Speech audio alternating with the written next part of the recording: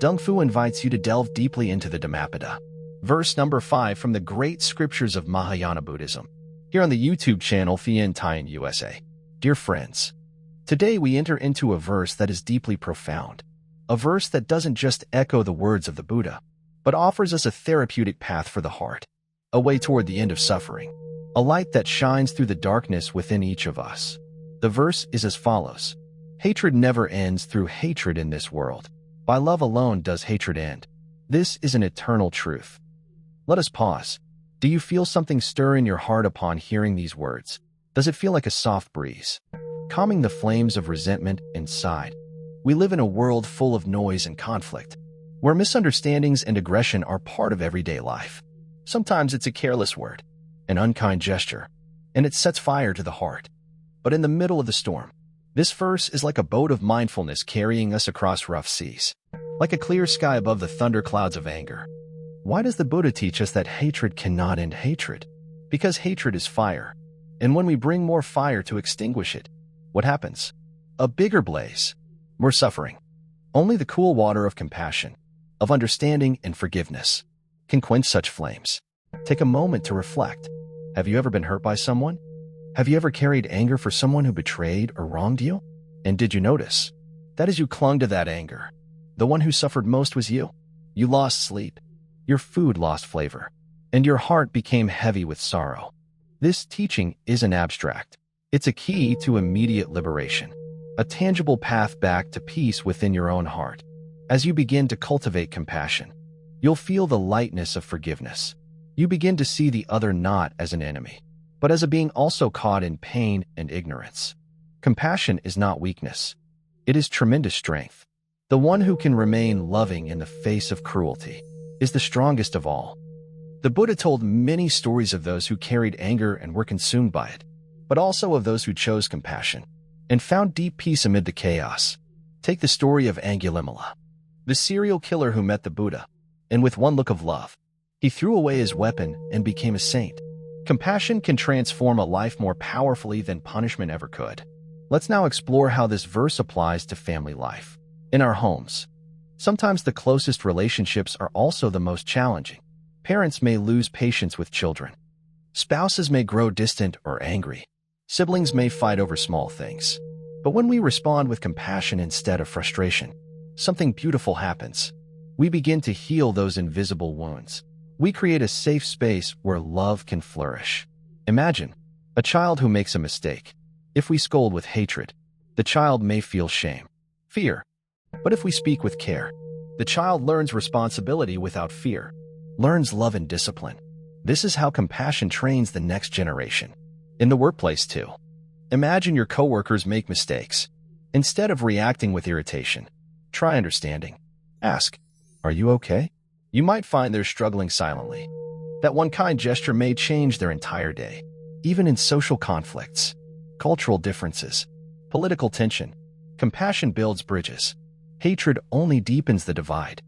A 90-year-old monk once said, "In 70 years, I have not once used anger to solve a problem, but I have used patience to solve thousands." This is the wisdom we inherit from our teachers. Now let us turn again to meditation. This time a deeper reflection. Close your eyes and picture someone you are struggling with. Hold their image gently in your heart. Say to them, "I see your suffering, and I wish you peace. May you awaken from your pain." Let the words come not from the tongue, but from the heart. Do not force forgiveness. Let it bloom like a lotus. From the still waters of presence, let your breath guide you. Inhale. Know it is a new beginning. Exhale. Let go of the past. In these small practices, the eternal law of compassion takes root in us. There is also beauty in the little acts. Hold the door for someone. Let someone pass on the road. Write a thank you note. Listen more than you speak. These are not trivial. These are seeds of the Dharma in action. Let us also reflect on a story from the Jataka tales. Once there was a prince who sought revenge for the death of his father. But when he confronted the killer, he saw the man had repented and was now feeding the poor. The prince dropped his sword and bowed, saying, "Compassion has avenged my father more than death ever could." This is the nobility of the Bodhisattva path. Friends, do not wait for others to change. Be the one who begins. Be the one who forgives. Be the one who offers light where there is darkness. Remember, Every time you choose peace over rage, every time you open your heart to someone difficult, you are living the eternal truth the Buddha spoke. Let us continue this journey, not just today, but every day. Let compassion be your mirror, your compass, your light. Let's now reflect on another powerful truth. That compassion is a form of wisdom. It sees things as they are, not through the lens of ego. When we truly see others, not as threats or competitors, but as fellow travelers in samsara, we begin to relax our grip on self-importance. The ego says, I was hurt. I deserve justice. The Dharma says, everyone is hurting. Bring healing. This shift is profound, and it opens the door to boundless compassion. There was once a disciple who asked his teacher, how do I know if my heart is open? The teacher replied, when you stop asking what they did to you and begin asking what pain made them act that way. That is the birth of bodhicitta, the awakened heart. In your daily life, bring this into practice. When conflict arises, do not rush to judge. Take a breath and ask, what is the suffering behind this? It might be fear, insecurity, past trauma, unmet needs. Just this curiosity softens the heart. And now, let's return once more to stillness. Breathe in deeply. Hold compassion in your chest. Breathe out gently, sending compassion outward to all beings. Picture someone who is angry with you, not with hatred, but with warmth. Say inwardly, may you be free from anger. May you find peace. In this way, hatred dissolves, one breath at a time. Dhammapāda, we are reminded again.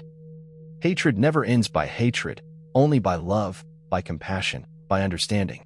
This eternal truth invites us to a transformation not only of mind but of the heart. Let me share with you a story from the life of the Buddha himself that beautifully illustrates this profound teaching. One day, the Buddha was walking with his disciples when a man, filled with rage and anger, threw a clod of dirt at him. The Buddha calmly wiped the dirt off and continued walking without a word of reproach. His disciples, shocked, asked why he did not respond in kind. The Buddha replied, if someone offered me a gift and I did not accept it, to whom does the gift belong?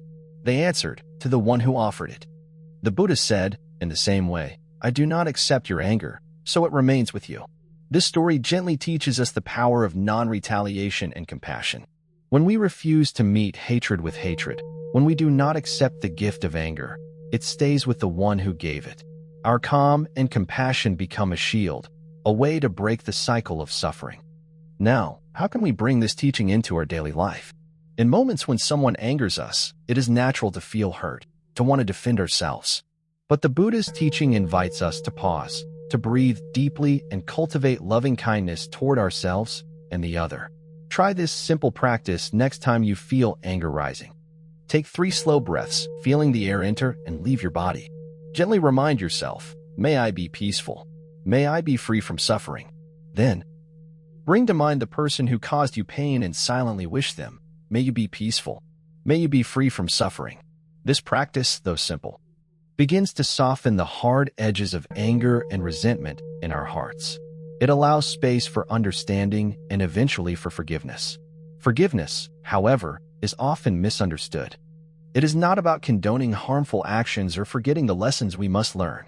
Forgiveness is a gift we give ourselves, a way to unburden our heart and free ourselves from the chains of bitterness.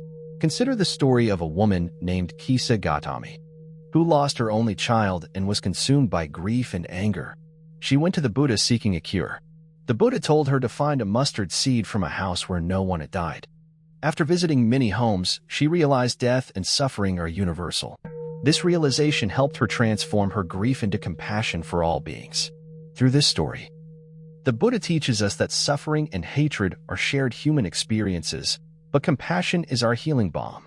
Another way to deepen our understanding is through meditation on impermanence. When we see clearly that all things change, feelings, situations, even people, we loosen our grip on anger, realizing it too is temporary and can pass if we allow it. In your meditation, observe your anger without judgment. Notice how it arises, where it manifests in the body, and how it fades.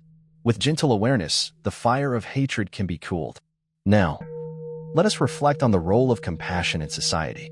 In these times of division and unrest, the Buddha's teaching is more relevant than ever. Compassion becomes a powerful force for healing communities. When we choose to listen with an open heart instead of responding with hostility, we create the conditions for peace. Community leaders who practice compassion inspire cooperation rather than conflict. Families that choose understanding over blame grow stronger. Even small acts, a kind word, a helping hand, ripple outward and touch many lives. Let me share a story from the Jataka tales, where the Bodhisattva, in a past life as a wise prince, faced a violent rebellion. Instead of fighting back with force, he offered forgiveness and generosity to his enemies. Over time, his compassion softened their hearts, and peace was restored. This story encourages us to remember that love and compassion can be powerful tools in resolving conflict, even the most deep-rooted. As we practice, we cultivate what the Buddha called metta, loving kindness, toward ourselves and all beings. This is not a passive feeling, but an active choice to wish happiness, freedom from suffering, and peace for all. To help develop metta, you might try this meditation. Sit quietly and bring to mind someone you love deeply. Wish them happiness and health. Next, think of someone you feel neutral about, perhaps a neighbor or colleague. Wish them the same. Then, gently bring to mind someone with whom you have difficulty. Wish them peace, recognizing their suffering as a fellow human. Finally, extend these wishes to all beings everywhere. This practice softens barriers in our hearts and opens us to the healing power of compassion. The law of cause and effect, or karma, teaches that hatred begets suffering. When we act with anger, we plant seeds that will grow into pain. But when we act with compassion, we sow seeds of peace and joy that flourish in this life and beyond. So, dear friends, let us choose love. Let us be the calm in the storm. Let us be the light that dissolves darkness. May this teaching inspire your daily life. May you find strength and compassion. May your heart be a refuge of peace for yourself and for all. Thank you for watching today's Dharma Talk with Thien Tai. Namo Dhammapāda Buddha. I wish to bring this merit towards all disciples and sentient beings. All may attain Buddhahood. Please like and subscribe to revisit the Buddha's short but precious teachings. Thank you for listening.